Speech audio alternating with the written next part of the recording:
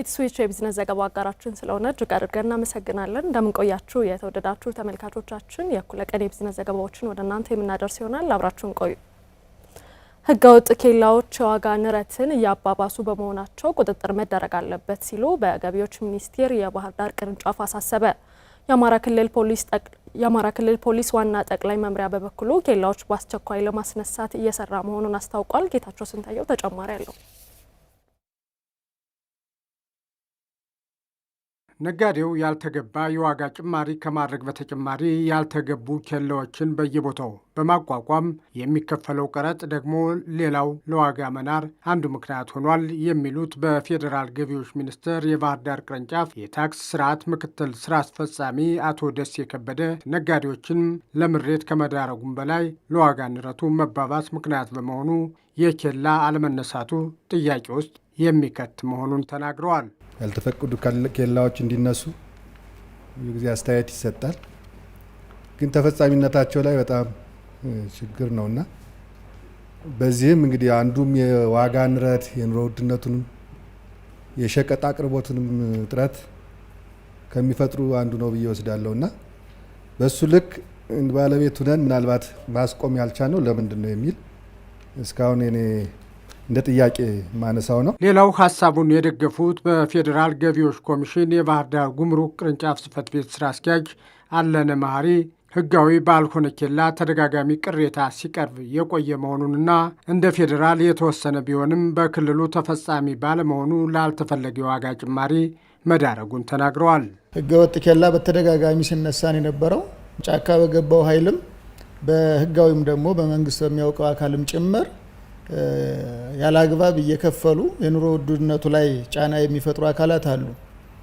ይሄ እንደ ፌዴራል ከዚህ በፊት ተወስኖ የነበረው ከኛ ክልል አንጻር ያው ማስፈጸም አልተቻለም። ያው የጸጥታ ችግር ሀፕን ስላደረገና ያንንም ተከታትሎ መሬት ላይ ደርሶ እንዲፈጸም ማድረግ ያስፈልጋል። አትዘይንድ ሸማቹ ላይ ነው ጫናው እየደረሰ ያለውና ወደ ከውጭ የሚገቡ በአገር ውስጥም የሚንቀሳቀሱ ምርቶች በየኬላው ላይ የሚከፍሉት ቀረጥ ወይም ደግሞ ሌላ ስያሜ ይኑረው አላቅም በርካታ ስለሆነ ይሄንን አንድ በደንብ አድርገን ብናየው የሚል ነገር አለኝ። የአማራ ክልል ንግድና ገበያ ልማት ምክትል ቢሮ ኃላፊ አቶ ፈንታው ፈጠንም ያልተገባ ኬላን ማስነሳት የኑሮ ውድነትን ከማቃለል በተጨማሪ የተሳለጠ የንግድ ዝውውር እንዲኖር ማስቻል መሆኑን አስገንዝበዋል። በተጨባጭም አንድ ምርት 23፣ 24፣ 26 ጊዜ ተቀርጾ ደረሰኙን ጭምር ቢሮ ድረስ አምጥተው የሚሰጡን የንግድ ማህበረሰቦች ነው ያለው። ይህ አንዱ ችግር ነው።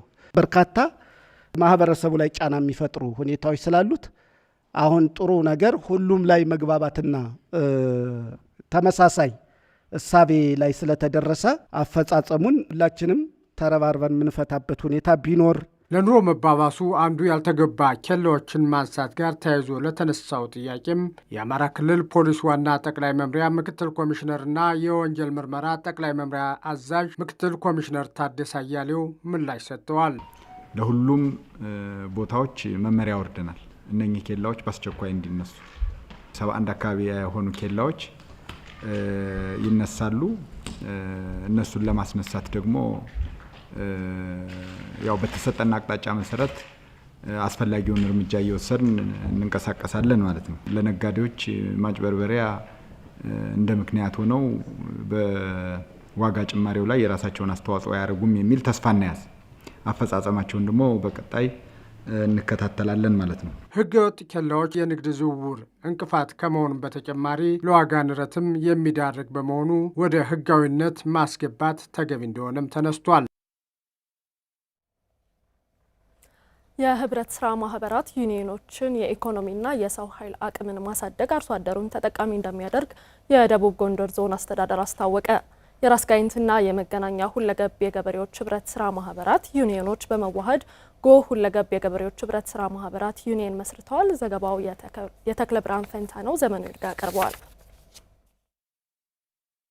የራስ ጋይንትና የመገናኛ ሁለገብ የገበሬዎች ህብረት ስራ ማህበራት ዩኒዮኖች በመዋሃድ ጎህ ወይንም ደግሞ ጎንደር ህብረት ሁለገብ የገበሬዎች ህብረት ስራ ማህበራት ዩኒዮንን በይፋ መስርተዋል። የመገናኛ ዩኒዮን ስራ አስኪያጅ የነበሩት አቶ ተስፋ ያየነው ውህደቱ የተሻለ የሰው ኃይል ለመፍጠር ካፒታልን የማሳደግ ስራ ለመስራትና አባላትን ተጠቃሚ ለማድረግ ከፍተኛ ጠቀሜታ እንዳለው አረጋግጠዋል። የተሻለ የሰው ኃይል አደረጃጀት እንዲኖር ያስችላል። የተሻለ የሰው ኃይል አደረጃጀት ሲኖር ደግሞ የተደራጀ ድጋፍ ለማግኘትም ያገለግላል። ውህደቱ ካፒታልን በማሳደግ የዞኑን ማህበረሰብ ተጠቃሚ ለማድረግ ወሳኝ መሆኑን የተናገሩት ደግሞ የደቡብ ጎንደር ዞን ህብረት ስራ ማህበራት ጽህፈት ቤት የህግ ባለሙያና የውህደት ኮሚቴ ሰብሳቢ አቶ አበበ ንጋት ናቸው።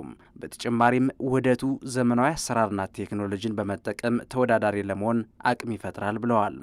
በተናጠል ያላቸው አቅም እዚህ ግባ የሚባል አይደለም። ኮምባይነር በማስተዳደሩ በግዢው ሂደት በተለያየ አግባብ እና ሁለቱ ዩኒዮኖች አንድ ሲሆኑ ቅድም እንዳልኩት በቴክኖሎጂ በሰው ኃይል በካፒታልም የተሻሉ ስለሆኑ አሁን ስራ ላይ ያሉ የማረሻና መከስከሻ መሳሪያዎች አሉ። በቀጣይ የማጨጃ የኮምባይነርና ሌሎችም አገልግሎት በጋራ እንዲቀርብ በማድረግ ወደ ስራ እንዲገቡ በማድረግ ትልቅ ሚና ነው ያላቸው። የደቡብ ጎንደር ዞን ህብረት ስራ ማህበራት ጽህፈት ቤት ኃላፊ አቶ ብርሃኑ ያዚ የካፒታል አቅምን በማሳደግ የአርሶ አደሩን ምርት እሴት በመጨመር በተሻለ ዋጋ ለገበያ ለማቅረብ ውህደቱ ያግዛል ብለዋል። ማህበሩ ነጻና ገለልተኛ ሆኖ እንዲሰራም የሁሉም አካላት ትብብር ወሳኝ መሆኑን አስገንዝበዋል።